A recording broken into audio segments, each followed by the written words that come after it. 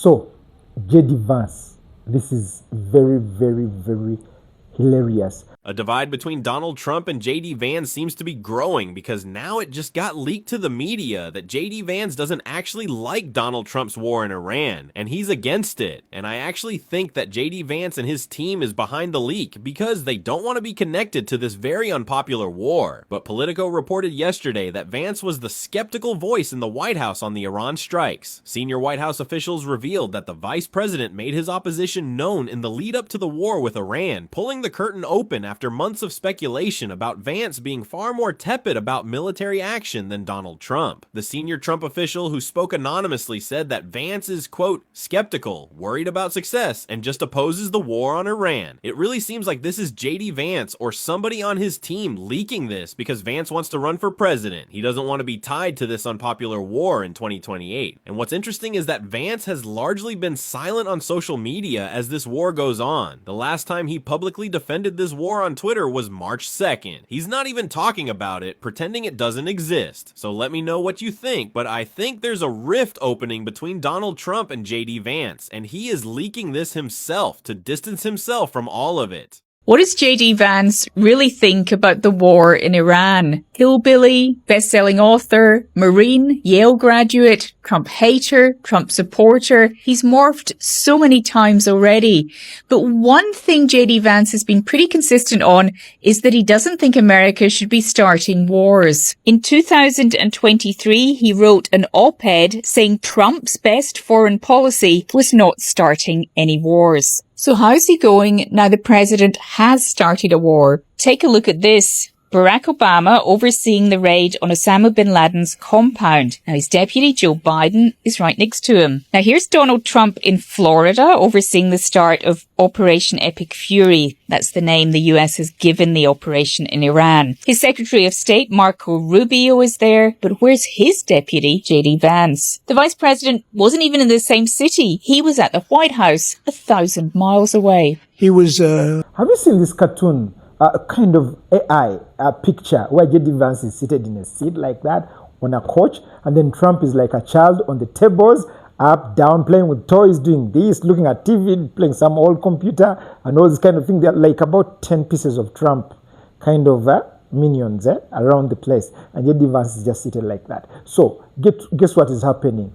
It's just that picture, which is very, very interesting, very hilarious. So what is he trying to say?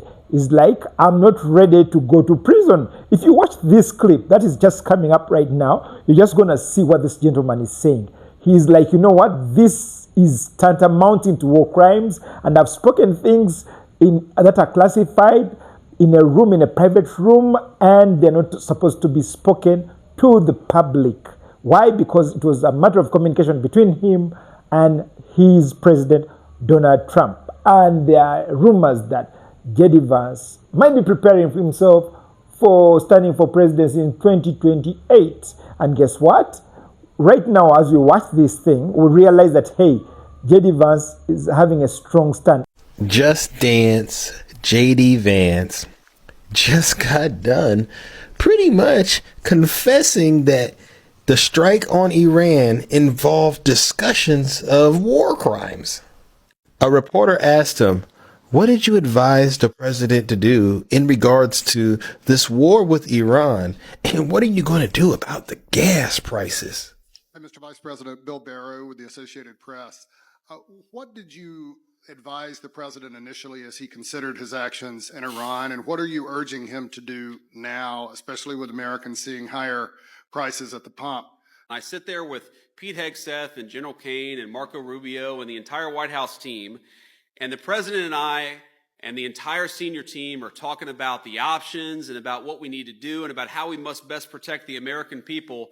I hate to disappoint you, but I'm not going to show up here and in front of God and everybody else tell you exactly what I said in that classified room, partially because I don't want to go to prison, and partially because I think it's important for the President of the United States to be able to talk to his advisors without those advisors running their mouth to the American media. You heard that? Whatever he said to Donald Trump, he obviously knows it's so bad that it would get him locked up And I know a lot of you are saying, oh no, he just means he doesn't want to divulge classified information. Well, if that's the case, then that means he knows he should be in jail for being on that group text with Pete Hegseth, right?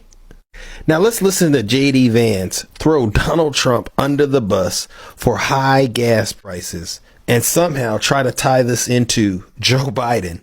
The reason why gas prices are where they are today is because of Donald Trump's work to get them lower, because in the Biden administration, they were crazy high. The gas prices we're seeing today are nothing like what we saw at the peak of the Biden administration because the president has set us up for energy dominance. What you see right now, ladies and gentlemen, is the Trump administration scrambling to try to save their you-know-whats because come midterms, there's going to be hell to pay. Believe it or not, this midterm cycle really isn't about Democrat or Republican.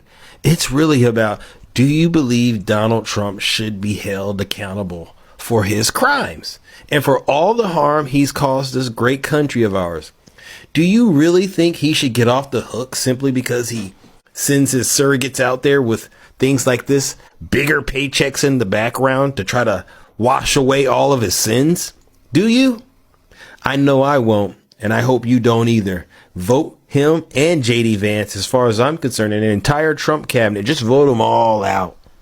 Trump said, you know what? He has a kind of different opinion and that kind of stuff. You know, different ideology, a little different from himself. But anyway, we shall just go ahead and do this. What do you say about this? Just watch this. I would say philosophically a little bit different than me. I think he was maybe less enthusiastic about going, but he was quite enthusiastic. You know, after Iraq and Afghanistan, some people say, oh, here we go again. Is that something here you're thinking about? What's so different about this, Jesse, is that the president has clearly defined what he wants to accomplish. There's just no way that Donald Trump is going to allow this country to get into a multi-year conflict with no clear end in sight and no clear objective. So why does all this matter?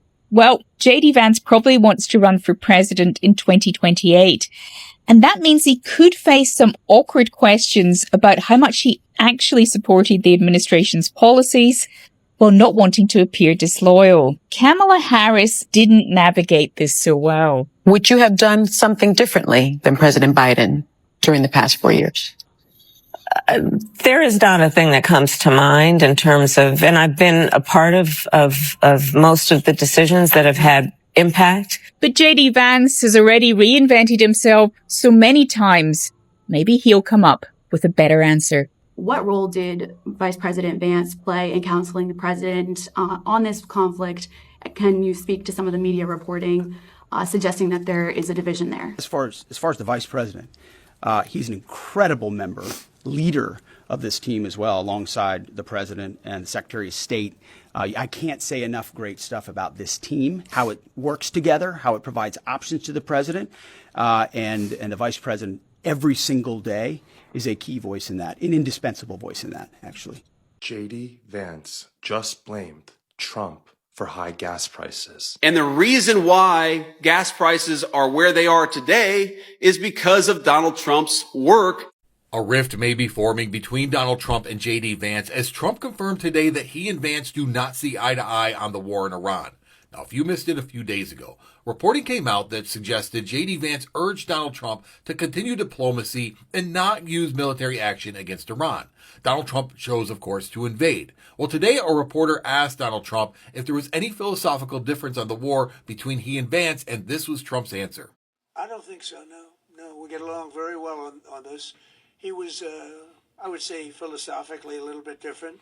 Yeah, philosophically a little different. That is Trump speak for, we're not seeing eye to eye on this. And it appears that that's the case because JD Vance, since this war has started, has basically been on the sidelines. He has very little say about the war. He has made very little commentary on social media. And today he was relegated to the International Association of Firefighters, the vice president during the middle of a war. Meanwhile, Marco Rubio has been Donald Trump's right-hand man, and Trump has had nothing but nice things to say about him. This could get interesting. Buckle up. The United States of America is engaged in yet another war in the Middle East, wherein Americans are dying. We have our embassies being bombed in Saudi Arabia. It's already an absolute disjointed shit show of epic proportions. And the question is, why? Why did he start this? Why did Trump agree with Benjamin Netanyahu to go into this war when his own Pentagon, when his own Joint Chiefs advised him not to do so? Why? Well, we know that the Epstein files were causing massive problems. We know that the Epstein files and Pam Bondi's DOJ are involved in a massive cover-up, massive. And there was bipartisan support from both Massey and Ro Khanna to get this stuff released. Well, Kyle Kulinski on Twitter has some great analysis on this that we need to keep at the top of the news cycle, because in fact, these two things, the Iranian war and the Epstein files, are linked. Listen to how brilliantly Kyle popped this up. In 2011, Jeffrey Epstein emailed Ghislaine Maxwell that Trump, quote, spent hours at his house with one of the victims for hours. Epstein's houses were all bugged with secret video cameras. That's incredibly important. Given Epstein's known connections to intelligence, Mossad and Netanyahu have blackmail on Trump. Has a single journalist or reporter talked about this on mainstream media or asked Trump a question about it? It is a disgrace that this fact has been ignored and buried. Vice President J.D. Vance is suddenly signaling skepticism about the war with Iran. And that shift, it matters, because when the vice president starts publicly questioning a war while it's already, happening, it usually means something is happening behind the scenes. Vance built his political brand on opposing endless Middle East wars, right? That message helped him connect with the populist base that also supported Donald Trump. And unlike Donald Trump, Vance is still very young and has a promising political career, as he sees it. But now the administration is involved in a conflict with Iran, and Vance appears to be creating some distance, which is a smart move. But why? Possibly because he knows the risk. Let me tell you about J.D. Vance's week. First, let's skip back a couple years, because as recently as 2023, J.D. Vance wrote an op-ed praising Donald Trump's reluctance to start foreign wars as, direct quote here, the enduring legacy of his first term. He built his entire non-memoir political brand on being the anti-intervention guy, the restraint guy, the guy who read too much and concluded that American foreign adventurism was the core problem, not the couches. Right, JD? Anyway, that was 3 years ago. That's forever ago, because this week, JD Vance is being trotted out as the more friendly and semi-competent public face of our illegal war in Iran that, by the way, 3/4 of Americans don't want. And again, Congress never authorized, and it's already cost us American service members. And it's a frantic message right now, because to manage this brand crisis, Vance has been threading the needle very, very carefully, because he's said all of these things in the past. So now he's suggesting that he's had reservations about the war, that he needed convincing, that this was a difficult decision for a man of principle who reads serious books and once wrote something about Appalachia. But Trump undercut him immediately. His response was to brag flatly that Vance, quote, did not take persuading. That's it. It's the whole thing. Trump threw Vance right under the bus. Vance was trying to protect his brand. Trump walked right over, stomped Vance's brand flat, just like running over a parking cone. And boy, does this get even better, because Vance went on record saying that the goal of this war wasn't regime change, that we were targeting the nuclear program, the one we destroyed last year, not the Iranian government. He was trying to limit the scope of the mission, trying to be precise about objectives, trying to be the statesman that will maybe run for president down the road. Of course, Trump then immediately posted MIGA on Truth Social, make Iran great again, explicitly calling for regime change.